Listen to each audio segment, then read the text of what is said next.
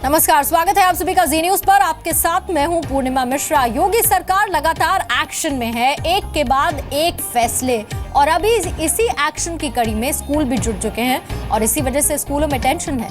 UP में CM Yogi Adityanath के कड़े रुख के बाद शिक्षा विभाग अब एक्शन में नजर आ रहा है, क्योंकि शिक्षा विभाग ने निजी स्कूलों में वसूले जाने वाली फीस और साथ ही वहां पर पेरेंट्स द्वारा किया गया खर्च, उसका पाई का हिसाब मांगा है। उत्तर प्रदेश में निजी स्कूलों को 15 दिन के भीतर फीस का पूरा ब्यौरा देना होगा। इसके अलावा स्कूलों को यह भी बताना होगा कि टीचर्स की सैलरी और साथ ही स्कूल के मेंटेनेंस पर, स्कूल के रखरखाव पर कितना खर्च करता है स्कूल। सभी पेरेंट्स की सबसे बड़ी शिकायत डोनेशन और इसके बाद री एडमिशन चार्ज की होती है। योगी सरकार ने एडमिशन के समय लिए जाने वाले डोनेशन की डिटेल्स भी मांगी है और साथ साथ री एडमिशन की जानकारी भी मांगी है, कितनी फीस ली जाती है उसके लिए। क्लास प्रमोशन, मार्कशीट और सर्टिफिकेट जैसी चीजों के नाम पर जो पैसा लिया जाता है पेरेंट्स से, उसकी भी जानकारी अब निजी स्कूलों को देनी होगी। उत्तर प्रदेश में प्राइवेट स्कूलों पर शिक्षा विभाग के एक्शन की एक खबर पुष्ट है, क्योंकि ये खबर जी न्यूज के रिपोर्टर ने भेजी है और इसीलिए इसकी तकनीकी विश्वसनीयता पर यकीन भी किया जा सकता है। इस खबर से जुड़े हुए लोगों की राय भी हमारे पास है।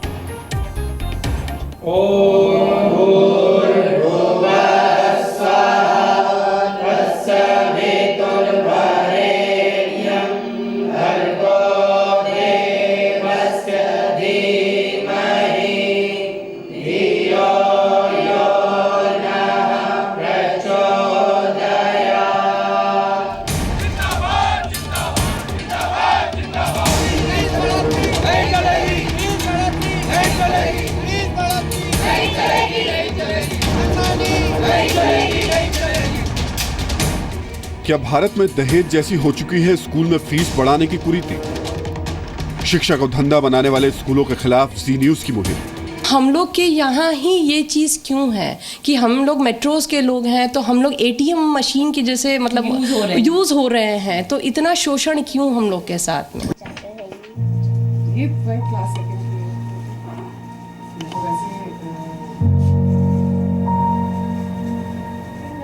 ये मधु हैं, जिनकी बच्ची नोएडा के बहुत बड़े स्कूल में तीसरी क्लास में पढ़ती है। बच्ची की फीस का चार्ट इतना बड़ा था कि हम खुद पढ़ते पढ़ते थक गए।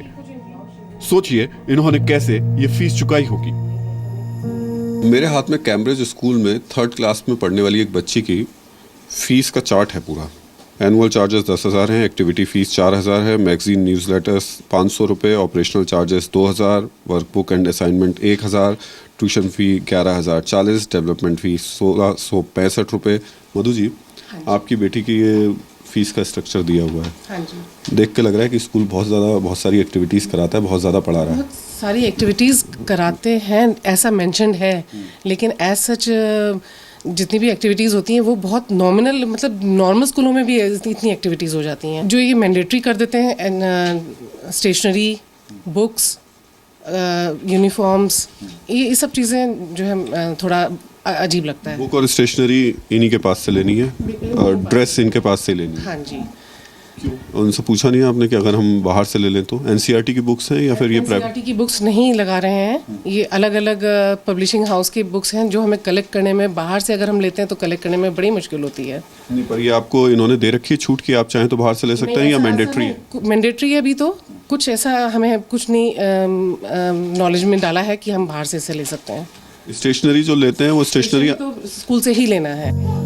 लेकिन यहाँ मधु जैसे लाखों माता पिता हैं जो अपने बच्चों की बढ़ती हुई फीस से परेशान हैं। इन लोगों ने अपने बच्चों का एडमिशन बड़े स्कूलों में इसलिए करवाया था कि बच्चों को अच्छी शिक्षा मिलेगी, लेकिन अब तो हर साल स्कूल मनमाने ढंग से फीस बढ़ा रहे हैं। क्या ये वाकई हो गया है कि आज की तारीख में फीस दहेज जितनी बड़ी कुरीति बन गई है? जी हाँ, ये बात आप बहुत सच के साथ कह रही हूँ, क्योंकि मैं एक हाउसवाइफ हूँ।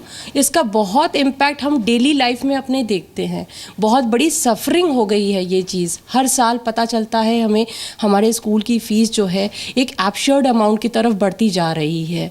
तो ये मेरे डेली लाइफ में इम्पैक्ट कर रही है और मुझे एक चिंता की मतलब सोचने पर मजबूर कर रही है कि हम लोग कहाँ जा रहे हैं, हमें ऐसा क्या मिल रहा है जिसके लिए हम इतना पे कर रहे हैं। आपका बच्चा ये बताइए कौन सी क्लास में पढ़ रहा है और कितना फीस आप पे कर रही हैं? हमारा बच्चा क्लास 4th में आया हुआ है और हम ईयरली नियर अबाउट 1,50,000 के नियर पे कर रहे हैं केतन। 1,50,000। आपने अपनी खुद की पढ़ाई कितने में पूरी कंप्लीट की? नियर अबाउट हमारे टाइम में तो मंथली फीस 100 रुपीज़ हुआ करती थी, जिसमें हमारा शायद है कि हमने इंजीनियरिंग वगैरह भी, मेरे हस्बैंड कहते हैं कि 5,000 में तो पूरी इंजीनियरिंग हो जाती थी आज की। आपने 100 दिए और मैंने तो 5 रुपये महीने पे भी पढ़ाई की है। 5 रुपये में हम लोग पढ़ते थे। और आप महीने का कितना देती हैं इनका? लगभग महीने का अब हमारा 10,000 रुपीज़ जा रहा है विद कन्वेंस। हाँ जी। अब इस 10,000 रुपये में बच्चों को क्या पढ़ा रहे हैं? अब 100 रुपये में नहीं पढ़ पाए, मैं 500 में नहीं पढ़ पाए। यही तो हमारी चिंता का विजय ही यही है कि हमारे स्कूल बच्चे को ऐसा क्या मिल रहा है जो हम नहीं पढ़ पाए। बिकॉज हमने जो पढ़ा है हमारे हिसाब से हमारे पेरेंट्स ने बेस्ट एजुकेशन दी थी। सवाल ये भी कि क्या इस हालात के लिए हम खुद जिम्मेदार नहीं हैं? क्या आज बच्चों के बड़े बड़े स्कूलों में पढ़ाना स्टेटस सिंबल नहीं है? एक चीज फिर दोनों से आपसे बड़ी ईमानदारी से पूछूंगा, एनसीआर में स्टेटस सिंबल है ये कि आपका बच्चा इस स्कूल में पढ़ेगा तभी आप भी सोसाइटी में रहेंगी सही, बच्चे भी रहेंगे, और ये मजबूरी है इस वजह से इस स्कूल को फीस पे करना? जी हाँ, आपने बहुत कटु सत्य बोला है ये चीज़। देखिए, हम लोग एनसीआर में रह रहे हैं और यहाँ पर आज हम सोसाइटी में रहते हुए आपने शायद ही ऐसा एक आधा बच्चा देखा हो जो गवर्नमेंट स्कूल में जाता हो। मैं कहूँगी कोई नहीं करता। तो ये अल्टीमेटली स्टेटस सिंबल भी बन जाता है और स्कूल इस चीज़ को अच्छा एक्नॉलेज करते हैं। दैट्स वाई एक अच्छा बिजनेस फ़ायदा ले रहे हैं। हमें लगता है इस सोसाइटी हम उसको देखते हुए स्कूल वाले भी इस चीज़ का फ़ायदा ले रहे हैं। स्कूलों की मनमानी के खिलाफ पूरे उत्तर प्रदेश के अभिभावक अब सड़कों पर उतर रहे हैं। दिल्ली एनसीआर के प्राइवेट स्कूलों में फीस के इजाफे का कोई पैमाना नहीं है। कल ही नोएडा में परेशान पेरेंट्स ने अपना विरोध दर्ज कराने के लिए एक मार्च भी निकाला। प्रदेश सरकार से हमारी यही मांग है कि एक्चुअली इस तरह से जो स्कूल फीस के लिए जो लूट कर रहे हैं उसको ना करें, एक एजुकेशन को एजुकेशन की तरह लें। हर तरफ से हर जगह हम लोग क्या है फीस में मारे जा रहे हैं, ड्रेस में मारे जा रहे हैं। जो 15 रुपए का बुक्स है उसको 35 में बेचा जा रहा है। आखिर कब तक ये हम लोग कब तक ये टॉर्चर ही है और क्या है? आखिर ये नौबत आई क्यों? स्कूली शिक्षा को न सिर्फ व्यवसाय बल्कि मनमानी कमाई का आसान जरिया बनाने की छूट पिछले कई साल में मिलती रही। अपने बच्चों का भविष्य बनाने के डर और लिहाज में अभिभावक स्कूलों की हर जायज नाजायज मांग मानते रहे, लेकिन अब इसके खिलाफ पूरे यूपी में एक आवाज उठी है। यूपी सरकार ने फीस की लूट मचाने वाले प्राइवेट स्कूलों पर नकेल कसने के लिए ड्राफ्ट भी तैयार किया है और जनता के सुझाव के लिए इसे सेकेंडरी एजुकेशन की वेबसाइट पर भी अपलोड किया है। हम लोगों ने इस बात को तय कर दिया है कि पाठ्यक्रम को आप इस प्रकार का बनाए कि यहाँ का जो बच्चा है, यहाँ का जो बालक है, यहाँ की जो बालिका है, वह राष्ट्रीय स्तर की किसी प्रतिस्पर्धा में अपने को सक्षम पाए। प्राथमिक स्कूल में गांव गरीब का बच्चा, उसके अंदर कोई हीन भावना पैदा न होने पाए। आप हर साल 25% फीस बढ़ा देंगे। हर साल आप एक साल एडमिशन होगा, अगले साल फिर आपको एडमिशन कराना पड़ेगा, उसकी अलग से फीस देनी पड़ेगी। ये थोड़ा सी चीज़ अच्छी नहीं है और मैंने निवेदन किया है, क्योंकि मेरा काम पहले निवेदन करना है।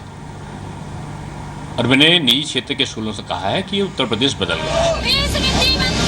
लेकिन प्राइवेट स्कूलों के फीस बढ़ाने वाली ये समस्या सिर्फ दिल्ली या एनसीआर की नहीं है, बल्कि पूरे उत्तर प्रदेश में लोग प्राइवेट स्कूलों की मनमानी से परेशान हैं।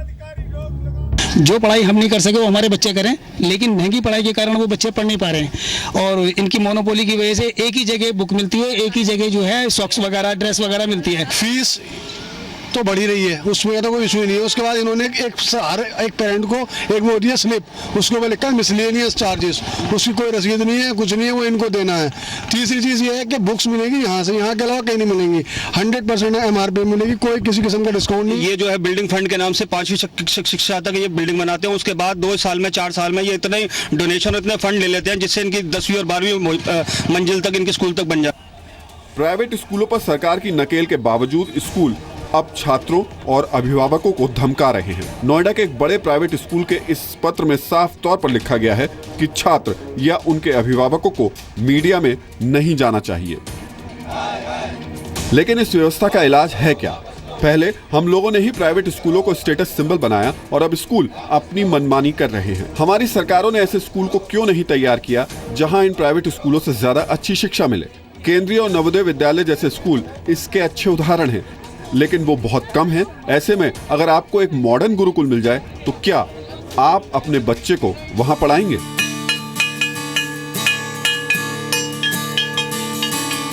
ये मॉडर्न गुरुकुल है जो नोएडा में ही है। चैरिटेबल संस्था से संचालित होने वाला ये गुरुकुल पिछले कई वर्षों से बच्चों को निःशुल्क शिक्षा दे रहा है।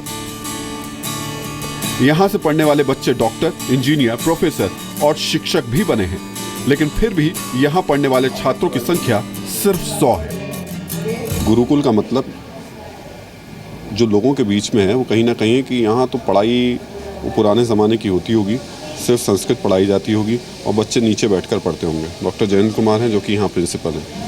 सर, अब जब यहाँ हम घूमते हैं तो तस्वीर थोड़ी सी आपने बदल दी है।